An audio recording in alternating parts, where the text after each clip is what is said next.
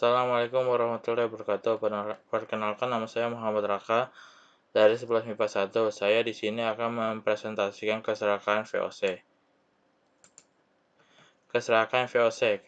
Keserakahan VOC tidak begitu saja terjadi tanpa alasan atau tanpa latar belakang. VOC adalah kongsi dagang Belanda yang didirikan pada tanggal 20 Maret 1602.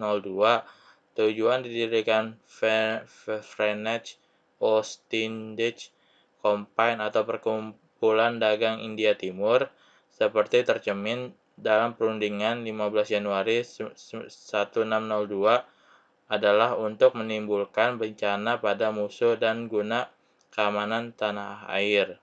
Yang dimaksud musuh pada saat itu adalah Portugis dan Spanyol, yang pada kurun Juni 1580 sampai Desember 1640 bergabung menjadi satu kekuasaan yang hendak merebut dominasi perdagangan di Asia.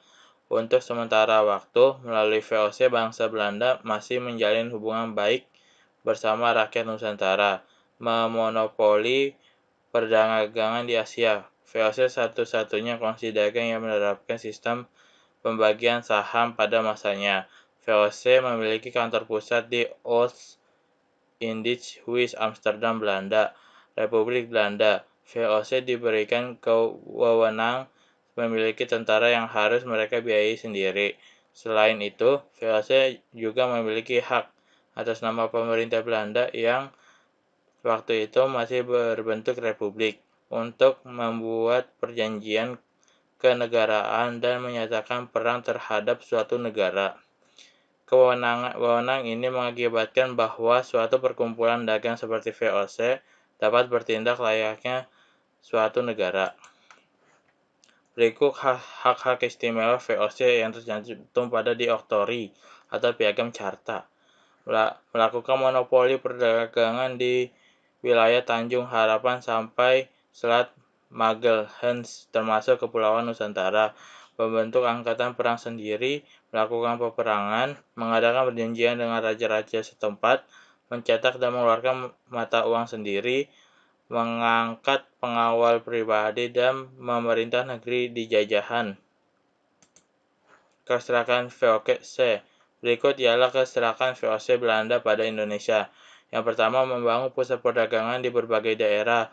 Yang kedua, menguasai pelabuhan-pelabuhan yang mendirikan benteng untuk melaksanakan monopoli perdagangan. Yang ketiga, melaksanakan politik divide et impera atau memecah belah dan menguasai. Yang keempat, dalam rangka untuk menguasai kerajaan-kerajaan di Indonesia. Yang keempat, melaksanakan sepenuh hak oktroi yang ditawarkan pemerintah Belanda. Yang kelima, membangun pangkalan atau markas VOC yang semula di Banten dan Ambon dipindahkan di pusat di Jayakarta atau Batavia, atau sekarang namanya Jakarta. Yang keenam, melaksanakan pelayaran Hongi Tochten. Yang ketujuh, adanya hak ekstirpasi, yaitu hak untuk membinasakan tanaman rempah-rempah yang melebihi ketentuan. Yang kedelapan, adanya Verplichte Leverantien, penyerahan wajib, dan Pringerstel atau sistem peringan. Yang kesembilan, melakukan pembunuhan terhadap rakyat pribumi, orang-orang Tionghoa maupun orang asing. Yang ke-10, melakukan kondolisasi kedudukan. Daftar keserakahan VOC. Selain itu, ada beberapa daftar keserakahan VOC menurut dan tahunnya. Pada tanggal Februari 1605, armada VOC dan sekutu dengan Hitu menyerang kubu pertahanan Portugis di Ambon. Dengan imbalan, VOC berhak sebagai pembeli tunggal rempah-rempah di Hitu. Yang kedua, pada tahun 1609,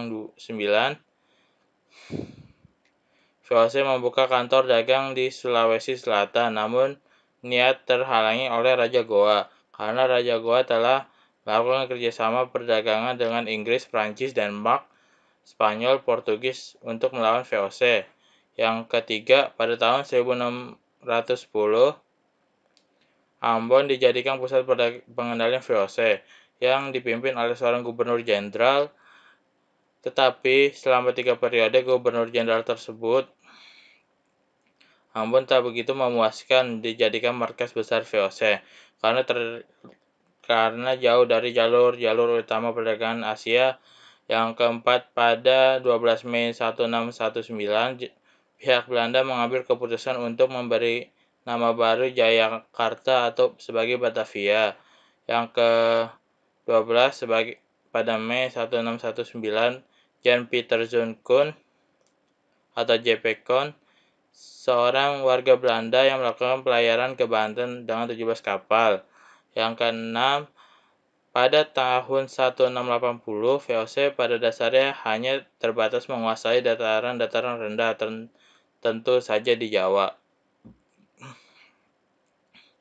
Daerah pegunungan seringkali tak berhasil dikuasai dan daerah ini dijadikan persembunyian pemberontak. Tidak dapat dihindari lagi, pemberontak mengakibatkan kesulitan dan mengurasnya dana VOC. Baik, itu sekian dari hasil presentasi tentang karya tulis keserakahan VOC saya. Kurang lebihnya mohon maaf. Wassalamualaikum warahmatullahi wabarakatuh.